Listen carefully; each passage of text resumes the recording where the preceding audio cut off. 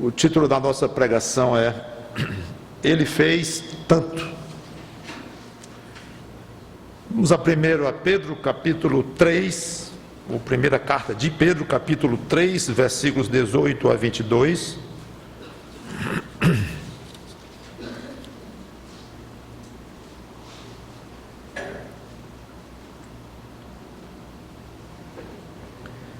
Primeira carta de Pedro, capítulo 3, versículos 18 a 22, que diz assim: Pois também Cristo morreu uma única vez pelos pecados, o justo pelos injustos, para conduzir-vos a Deus.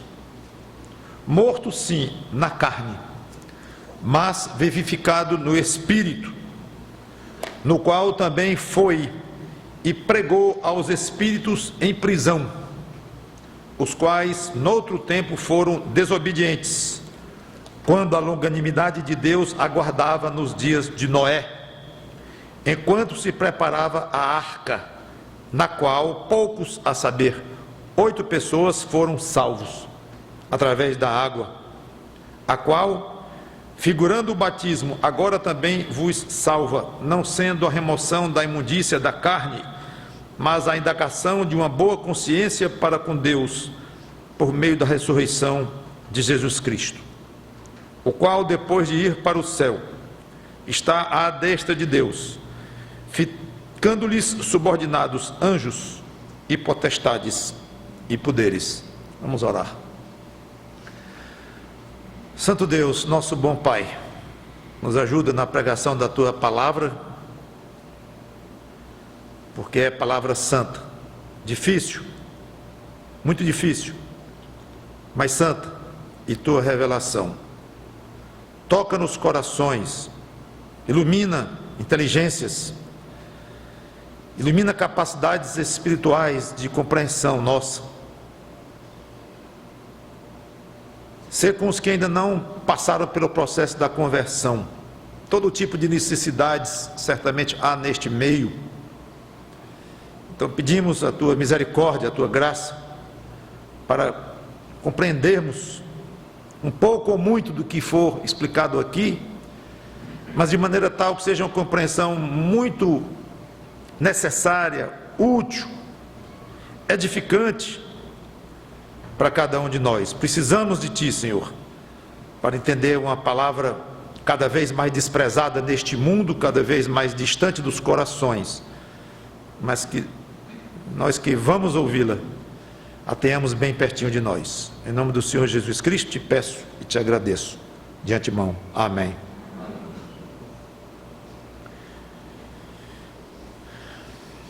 Esse é o tipo da passagem que o pregador tem vontade de pular.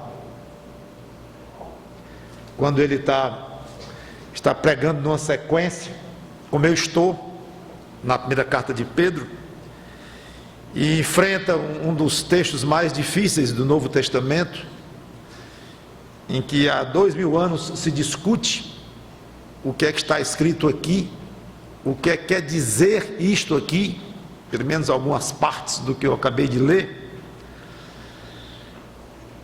Fica um desafio para o pregador.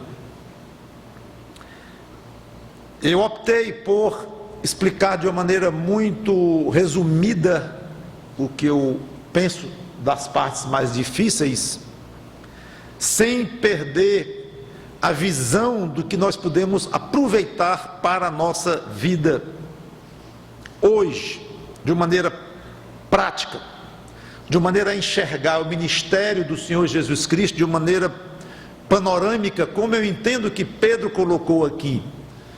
Por isso eu coloquei o título da pregação, Ele fez tanto, porque Pedro fala muito, de uma maneira bem resumida, mas ele fala muito do ministério de Jesus Cristo. Um outro título para a pregação que eu pensei em colocar foi o ministério de Cristo.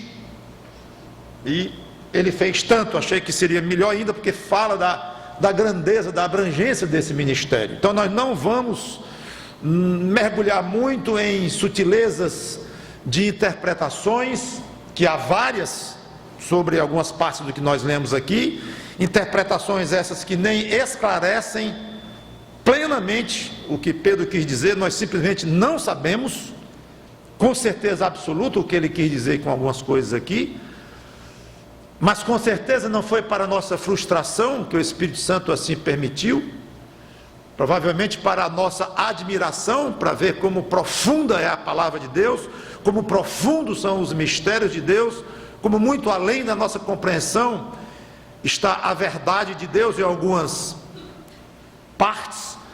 Então vamos aproveitar, ao contrário do que seria uma certa frustração de não entendermos bem, mas vamos aproveitar o que nós entendemos bem. Pedro estava comentando sobre o sofrimento do crente, que aliás é o tema predileto de Pedro, falar do sofrimento do crente, e dizendo que poderia até ser da vontade de Deus que o crente sofresse injustamente. Preparem-se, porque pode ser da vontade de Deus, sim, que isso aconteça. Ele diz com todas as letras, e que era melhor sofrer fazendo o bem do que sofrer fazendo o mal. Nesse ponto, que a partir do versículo 18, Pedro então quis se utilizar do exemplo de Cristo de sofrimento, que deve ser imitado pelos crentes. Então, em poucas palavras, ele faz 3 observações sobre a morte de Cristo, que eu poderia me demorar nessas observações e não vou. Primeira observação, versículo 18, no início: pois também Cristo morreu uma só vez, não se repete o sacrifício de Cristo, nunca. E aqui está uma lição grande para certos aspectos de religiões chamadas cristãs, que repetem o sacrifício de Cristo apenas dizendo que é de uma maneira incruenta ou sem sangue, mas é o sacrifício de Cristo para todos os aspectos, dentro de uma certa comemoração religiosa, ou de um certo sacramento assim chamado, em que ali está Jesus Cristo, embora ausente, mas presente de outra forma, também citada ou criada, em que ali está o próprio sacrifício de Cristo sendo repetido, com uma diferença, que não está sendo derramado sangue nenhum. Heresia. Não há nenhum aspecto em que se pode dizer que o sacrifício de Cristo é repetido, cruento, incruento, na ausência ou na presença, ou numa forma transfigurada, ou seja, de que forma for. E o livro de Hebreus é fortíssimo quanto a esse aspecto, que eu não vou entrar, estou dizendo isso aqui de passagem, mas não se repete em absoluto o sacrifício de Cristo. Se você gosta de grifar na sua Bíblia passagens significativas, aqui está uma, 3 letras, uma só vez, mas pesa toneladas. Essa frase, essa expressão, uma só vez. Não se sacrifica o Filho de Deus 2 vezes. Uma só vez. Motivo da morte: pagar pelos pecados, claro, dos outros, porque ele não tinha pecado. Toda a Bíblia assevera isso. Terceira verdade: ele próprio não tinha pecado. Uma única vez pelos pecados dos outros. Por quê? Porque ele é justo. Ele não tinha pecado nenhum. O justo pelos injustos, para conduzir-vos a Deus. Propósito da morte única dele: conduzir injustos a Deus. O justo conduzindo injustos a Deus. Você vê que é um resumo do ministério salvífico do Senhor Jesus Cristo. Agora, uma lição óbvia que Pedro já vai deixando aqui: se Cristo, sem pecado algum, o justo, sem merecer, se entregou para sofrer e morrer. Porque quando o crente sofre injustamente, fica reclamando e se sentindo o mais infeliz dos homens, e se sentindo um mártir, um pobre coitado, uma vítima. E às vezes, vítima não apenas dos seus algozes ou daqueles que o estão maltratando, mas vítimas do próprio Deus. Porque afinal de contas eu sou tão fiel, eu prego Cristo, eu procuro viver uma vida correta, e porque eu sofro tanto, então esse tipo de lamúria pode facilmente trazer embutida uma queixa ao justo, ao Senhor Jesus Cristo. Será que Ele é tão justo assim em me fazer sofrer tanto, eu que sou tão fiel a Ele? Então Pedro já tira isso da cabeça, quer dizer, procura tirar da cabeça do crente este pensamento errado, desvirtuado, de que você é uma vítima ou não deve sofrer, é estranho você sofrer. Não é estranho você sofrer, estranho é você não sofrer. Nesse ponto agora Pedro faz um longo parênteses, fugindo do assunto bastante, e escrevendo uma das passagens mais misteriosas e difíceis da Bíblia inteira, versículo 19 a 21. No final do 18 ele já diz: morto sim na carne, mas vivificado no Espírito, no qual também foi e pregou aos espíritos em prisão, os quais no outro tempo foram desobedientes quando a longanimidade de Deus aguardava nos dias de Noé, enquanto se preparava a arca, na qual poucos, a saber, 8 pessoas, foram salvos através da água, a qual, prefigurando o batismo, agora também vos salva, não sendo a remoção da imundícia da carne, mas a indagação de uma boa consciência para com Deus, por meio da ressurreição de Jesus Cristo. Contraste carne e espírito. É difícil saber por que Pedro colocou isso e o que ele quis exatamente dizer com esse contraste. Aqui já dá margem para muitas discussões teológicas, muitas, em que eu, conforme falei, não vou entrar no mérito das discussões em si. Parece que ao falar que Jesus morreu na carne, Pedro explicitava a esfera física da natureza humana de Jesus Cristo, atestando que ele morreu como qualquer homem morre. Morreu na carne, o corpo dele morreu, está morto. Absolutamente como qualquer ser humano morre. Pronto, nenhuma diferença, porque há discussões grandes, longas, complexas sobre o corpo dele, se era um corpo autêntico, se não era autêntico, se era só um aspecto de corpo humano, se não era. Há heresias misturadas no meio disso tudo, e então as longas discussões teológicas, cristológicas no início da igreja cristã deram mais para todo tipo de ensino que você possa imaginar, sobre variações quanto ao peso da humanidade dele. Uns davam um peso exagerado à humanidade dele e um peso pequeno à divindade dele. Outros invertiam, davam um peso exagerado à divindade e praticamente diminuíam a humanidade dele, tornando-o quase que um fantasma, ou uma aparência de homem. Então houve todo tipo de especulações aí teológicas, filosóficas, doutrinárias quanto à questão que até hoje, obviamente, nós não compreendemos bem, mas há séculos chegamos, dizemos, a igreja cristã, o cristianismo chegou a conclusões até onde nós podemos chegar sobre um equilíbrio que consideramos o melhor possível sobre o ensino neotestamentário da pessoa altamente complexa do Senhor Jesus Cristo. Duas naturezas, divina e humana, numa só pessoa. Mas o fato é que entendam que esse contraste que Pedro colocou aqui, carne e espírito, isso vai longe nas discussões, e eu vou tentar apenas pelo aspecto mais prático. Eu tenho uma tendência de ir realmente pelo mais simples, o que seria mais fácil de ser entendido, até pelos leitores de Pedro na época. Então ele morreu como qualquer homem, morto sim na carne, mas na esfera espiritual ele continuou vivo, morto sim na carne, mas vivificado no espírito. Quando se fala em vida espiritual, a primeira ideia que deve vir à mente de alguém é comunhão com Deus. Pense sempre nisso. Morte espiritual, separação espiritual de Deus. Vida espiritual, comunhão com Deus, ligação com Deus.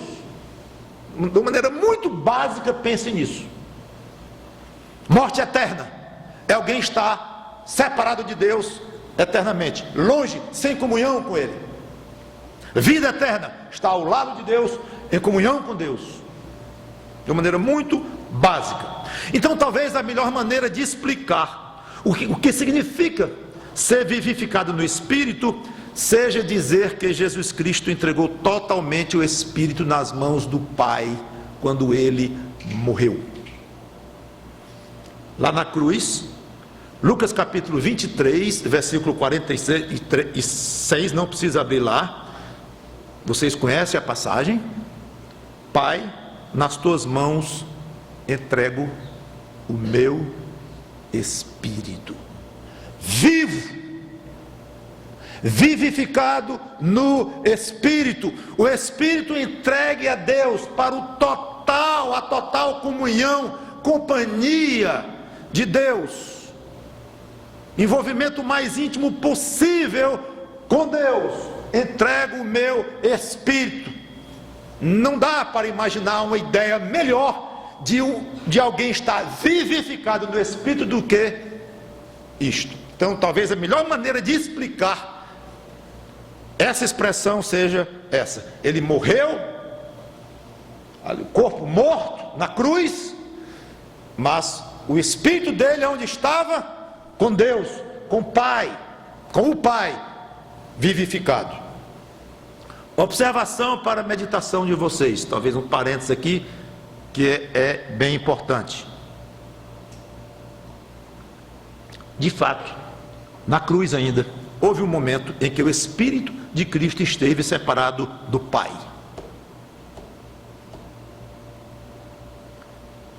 Ele bradou na cruz: Deus meu, por que me desamparaste? Neste momento ele estava totalmente só. Não há dúvida até onde eu posso imaginar de que foi o pior momento da existência do Senhor Jesus Cristo, o pavor dos pavores, o pior dos pesadelos que ele poderia imaginar era estar separado do seu Pai, com o qual ele tinha comunhão eternamente para trás, e não houve nem início dessa comunhão, porque o Deus triuno é autoexistente. Mas muito antes que houvesse mundo, e muito antes de tudo, não teve início, repito.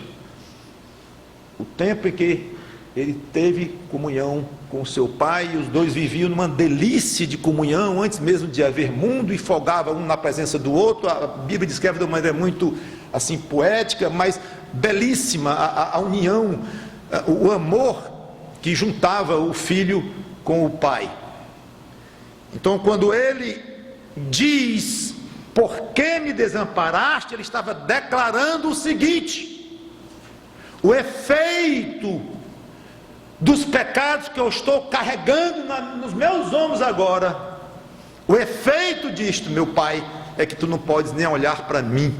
Eu estou tão sujo aos teus olhos, tão imundo, porque eu estou carregando os pecados dos homens de uma maneira tão intensa, tão forte, tão real, que é como se eu tivesse me tornado pecador, eu próprio, aos teus olhos, e tu não consegues nem olhar para mim. Eu não aguento isto, não suporto, é demais para mim. E ele brada uma pergunta sem resposta: Ou dizendo de outra forma, uma pergunta com resposta óbvia: por que me desamparaste? É uma pergunta retórica, que não tem e tem resposta. Não tem porque não precisava o pai responder, e tem porque a resposta é exatamente o sacrifício dele para pagar os nossos pecados. Ali está o núcleo, e ele estava então vivenciando ali precisamente aquele momento de separação do pai espiritual. Só que durou algum tempo na cruz, alguns instantes, este momento. Por quê? Porque nós temos a belíssima revelação, como já falei, em que ele volta a ter comunhão com o Pai, ou dizendo de outra forma, o Pai volta a ter comunhão com ele. Então o Pai que o havia desamparado há pouco tempo, castigando-o duramente, impiedosamente, inflexivelmente. Outro dia eu estava lendo um puritano falando exatamente deste ponto, achei espetacular a colocação. É que o pai não abriu mão do que tinha contratado, combinado, negociado com o seu filho dentro do plano da salvação. Você vai morrer pelos homens que eu vou lhe dar, mas você vai aguentar, porque eu vou ser absolutamente inflexível, duríssimo com você, meu filho. Você pode chorar, pode reclamar, pode gritar, mas eu não vou abrir mão, porque eu sou um Deus justo, e eu tenho que punir os pecados dos homens. Você quer ir?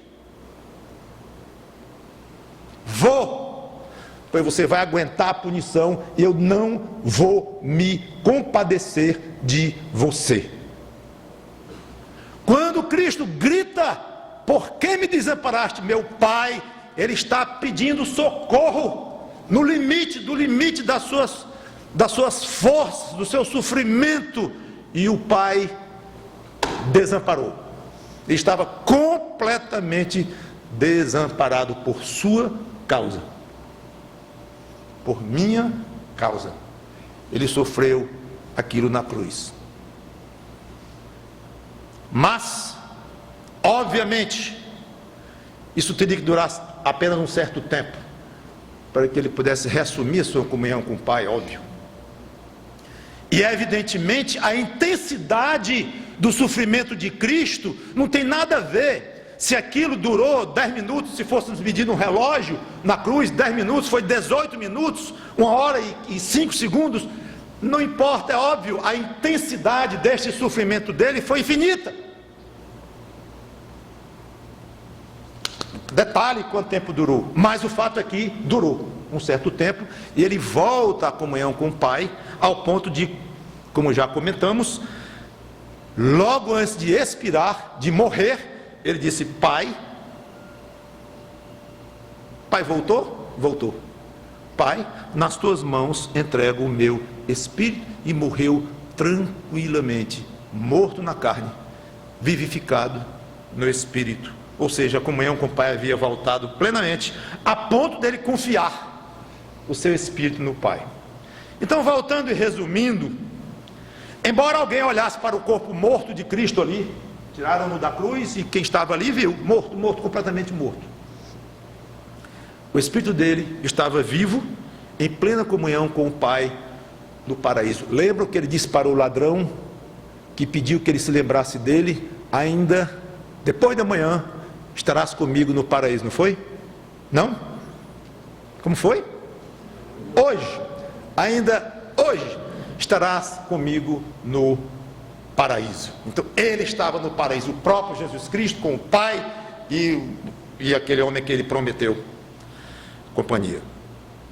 Então, continuando, parece que Pedro aproveitou o contraste que ele fez entre carne e espírito, falando de Jesus Cristo, para falar do ministério de Cristo séculos antes da sua encarnação. Como é que Jesus poderia ter atuado séculos antes, se ele nascera 3 décadas antes? Ele tinha 30 e poucos anos, na idade adulta, ao morrer. É que, mesmo nascido fisicamente com o corpo humano, 30 anos atrás, não significava que ele não existisse antes.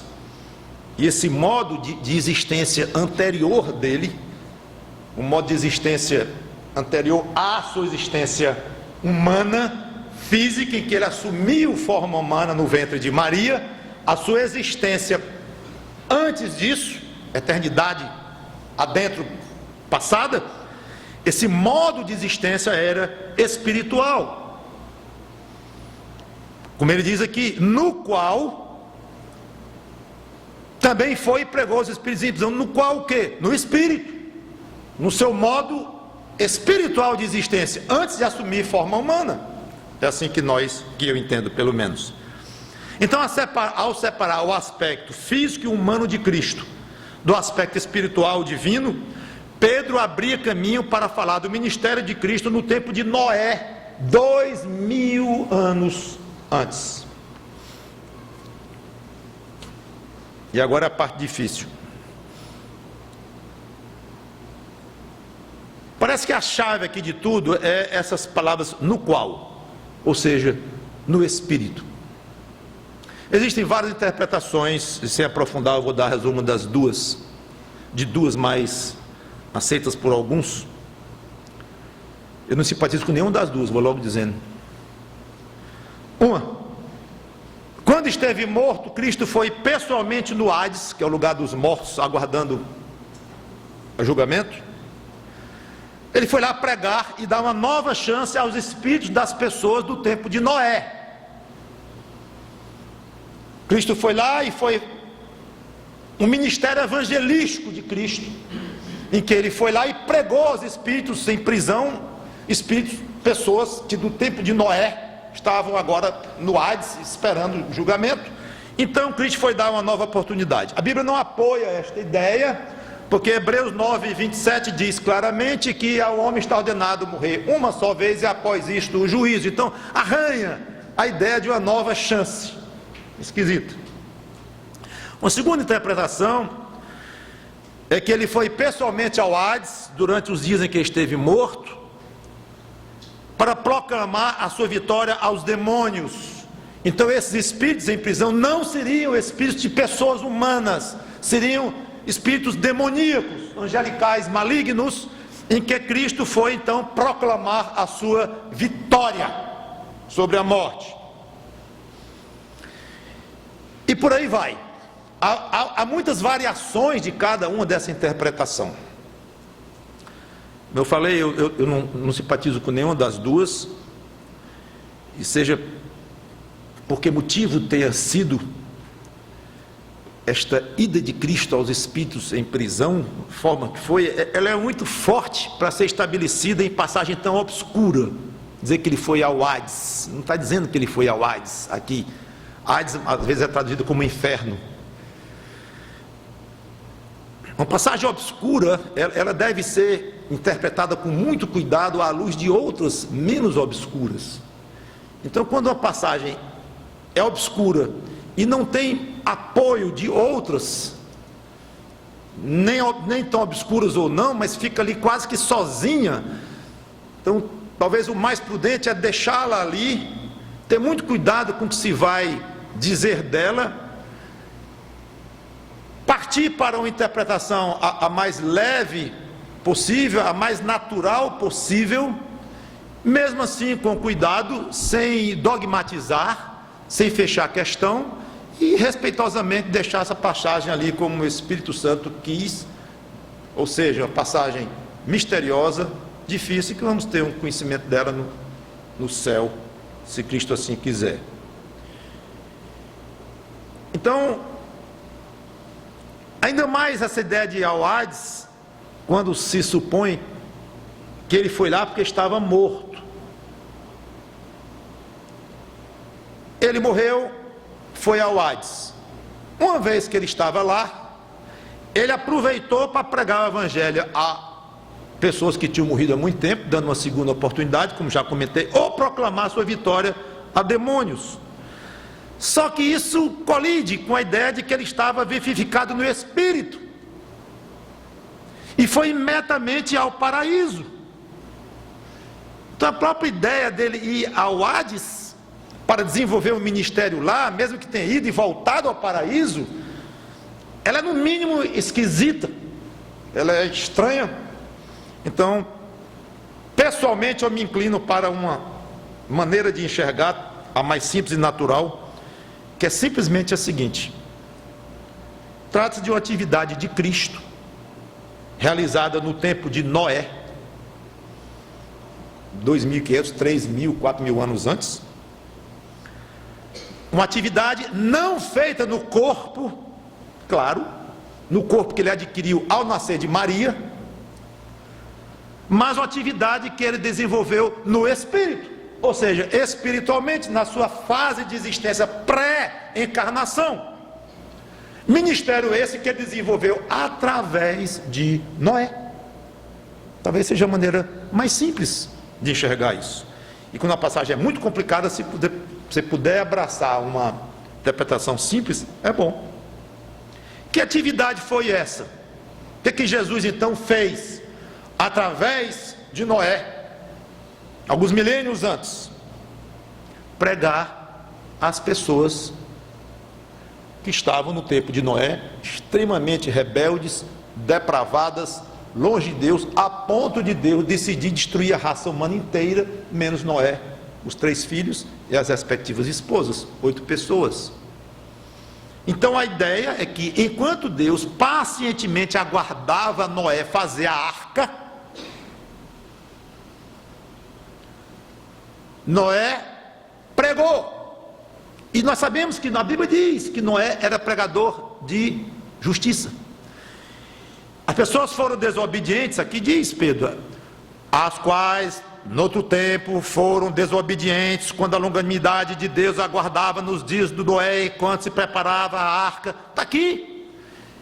Então é razoável se achar que as pessoas na época foram desobedientes a Deus, morreram no dilúvio e agora aguardavam em prisão no Hades, no lugar destinado aos mortos perdidos, para serem julgados e condenados.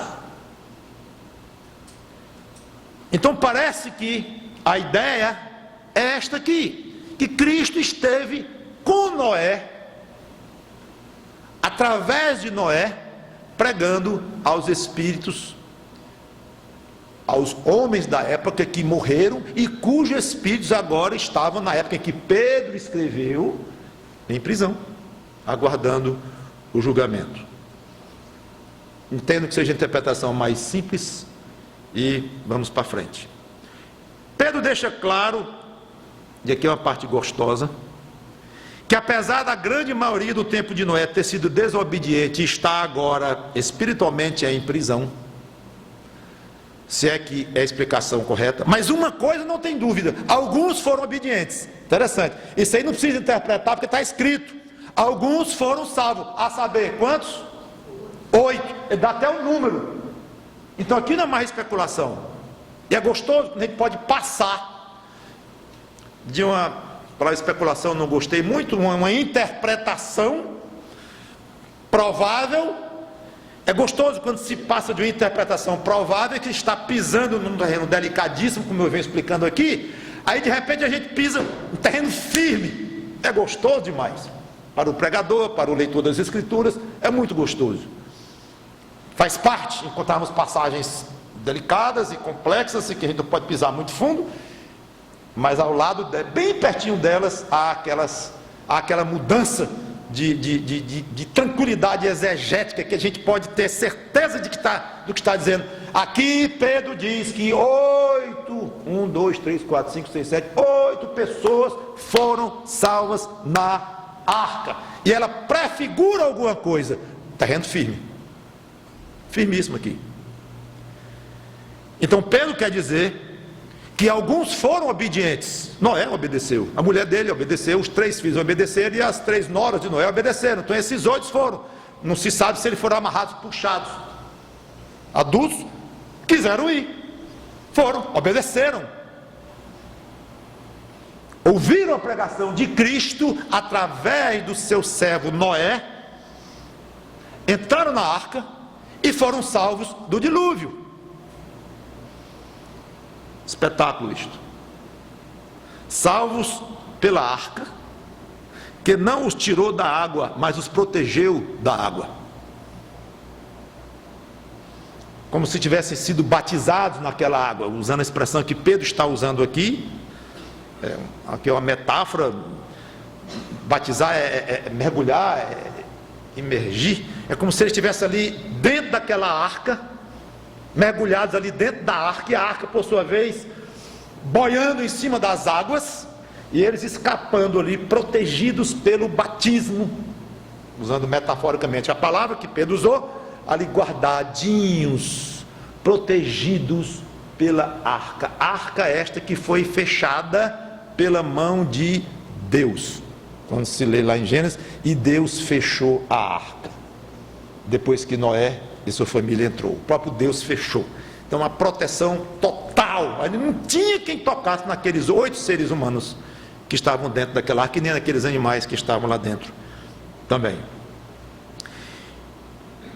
Pedro aplica para os leitores a analogia, então, entre a arca e a salvação em Cristo, na qual poucos, a saber, 8 pessoas, foram salvos através da água, a qual, estamos agora no versículo 21, prefigurando o batismo, agora também vos salva. Não sendo a remoção da imundícia da carne, que ele fala da circuncisão, mas a indagação de uma boa consciência para com Deus.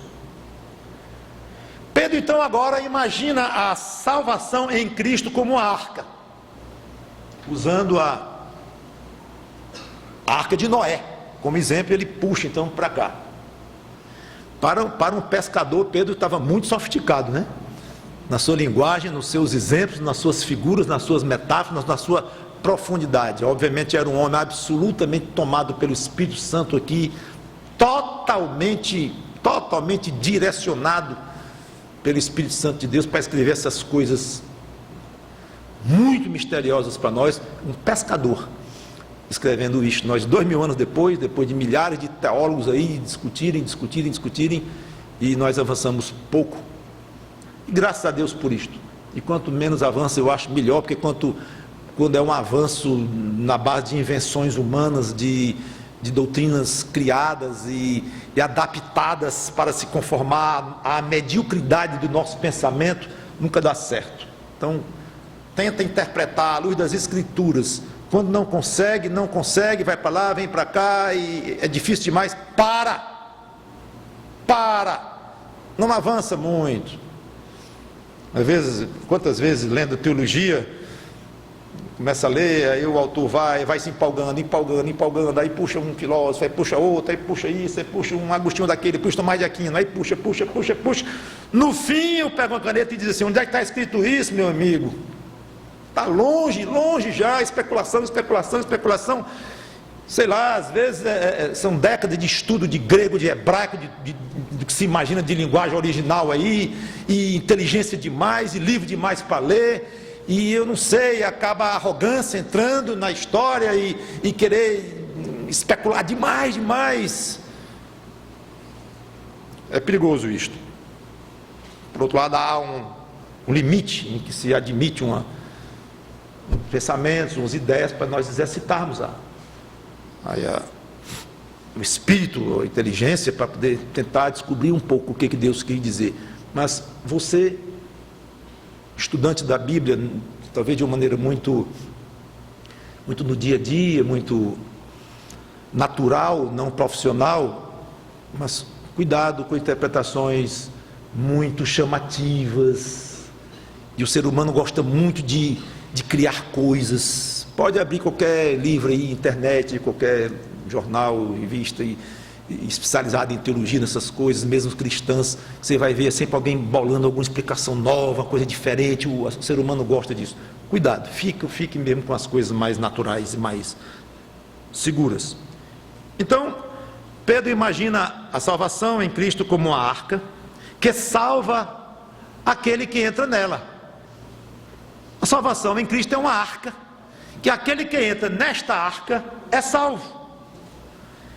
E quem entra nessa arca se batiza na água. Não que o batismo na água em si salva, mas é símbolo da salvação. E essa salvação, Pedro vai logo explicando, não é algo externo, como a circuncisão que os judeus praticavam, como o próprio batismo que é feito na água. Não. E ele explica com uma expressão curiosa, que eu acho inclusive mal traduzida na revista atualizada: a indagação de uma boa consciência para com Deus. Indagação, onde é que os nossos irmãos tradutores acharam de colocar essa palavra indagação? Porque indagar é perguntar. Perguntar é o que nós mentalmente trazemos à mente. Então, essa expressão confunde muito mais do que esclarece. A indagação de uma boa consciência para com Deus. Quem está indagando o que para quem? Excelente tradução. Nova Versão Internacional, a NVI, diz compromisso. Pronto. Ideia de garantia também. Então fica muito esclarecido quando se pensa assim, mas a garantia de uma boa consciência para com Deus. É interessantíssimo, Pedro, resumir o que é a salvação em Cristo desta forma. Sabe o que é alguém entrar na arca da salvação e ser salvo? Sei. Alguém se batizar? Não. Ah, eu sei, é um judeu que era circuncidado. Não. E o que é?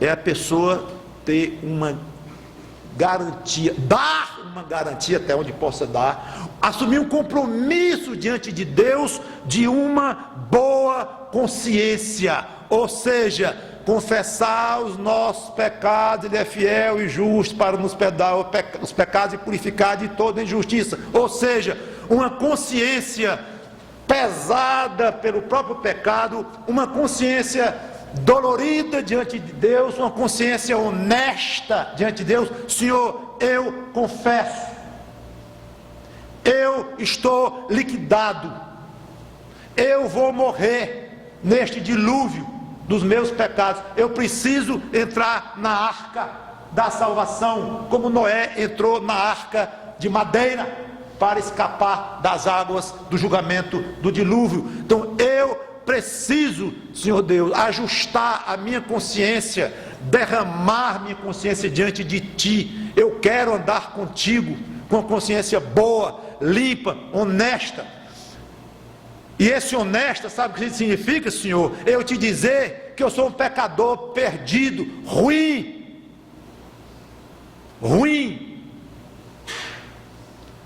Impressionante como Pedro resume salvação assim.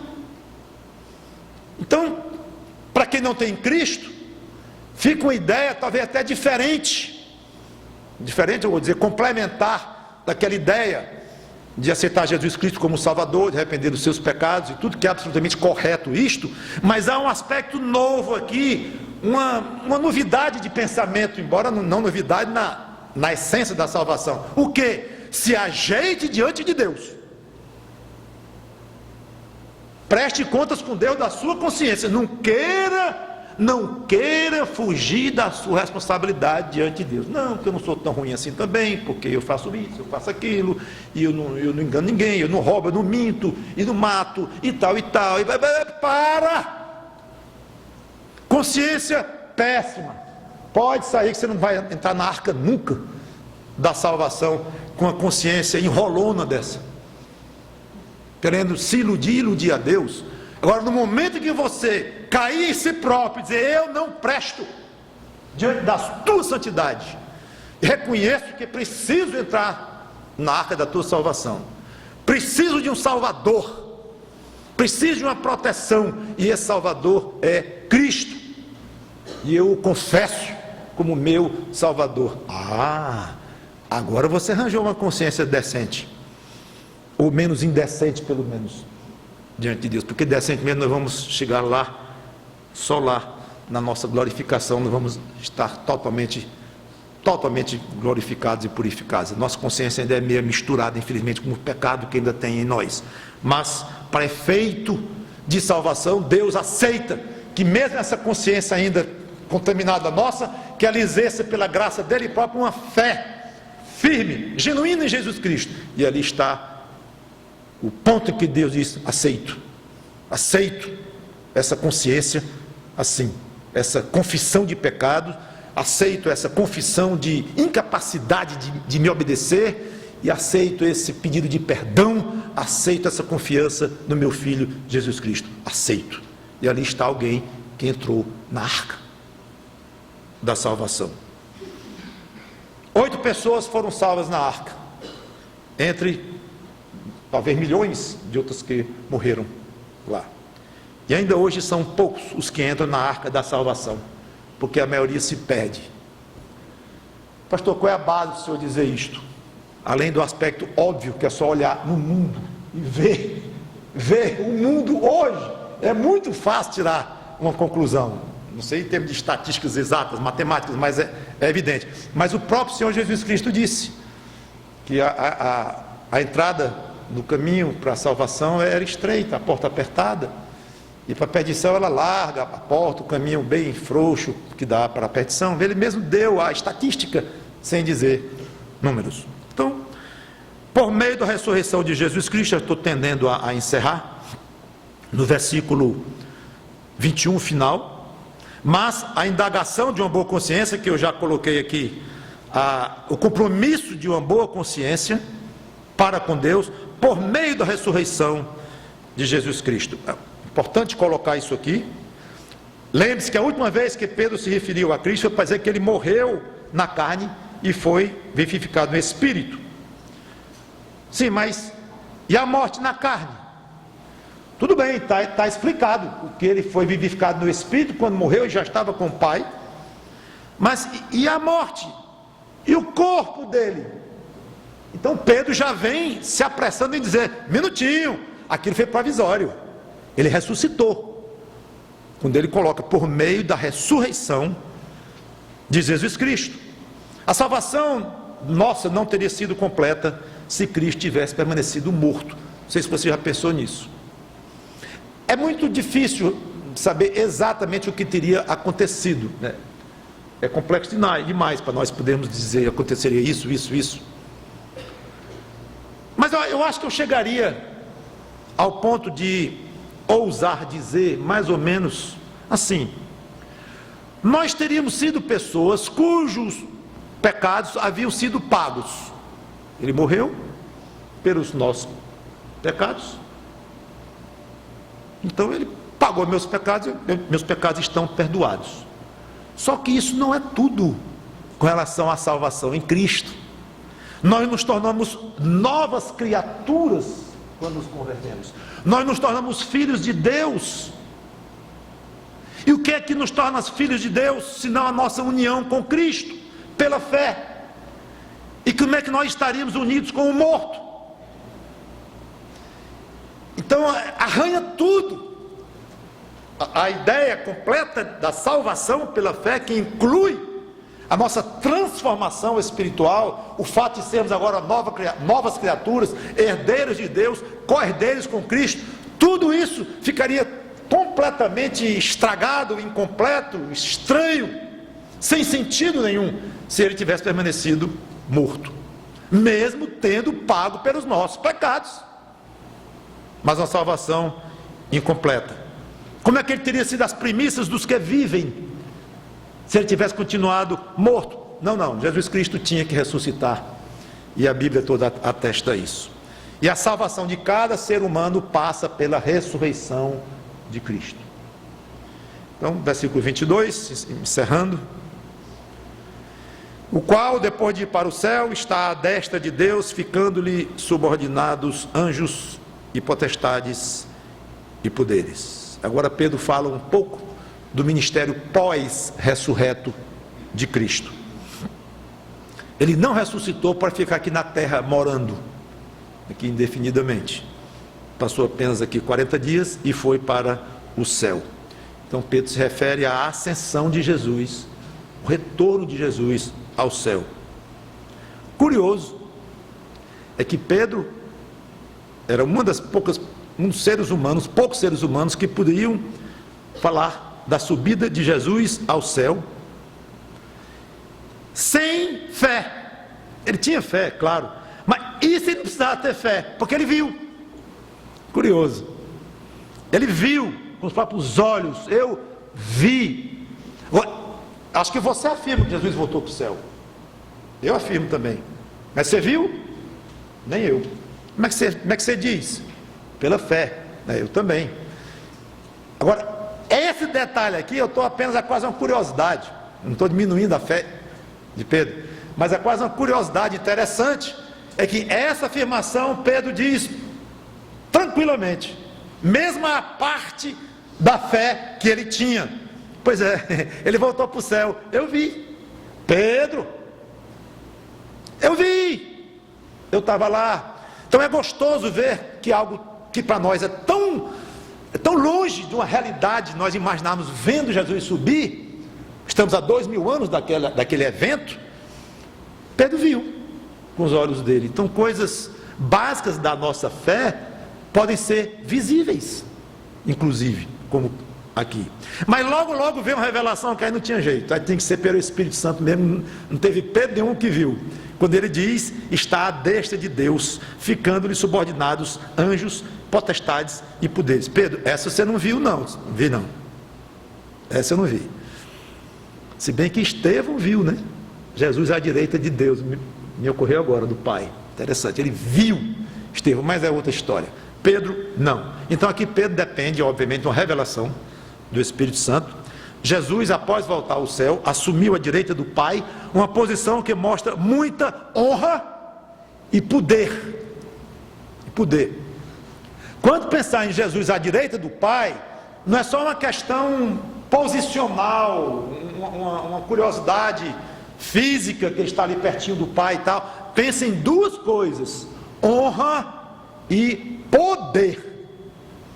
À direita da autoridade máxima, quem está à direita tem muito poder.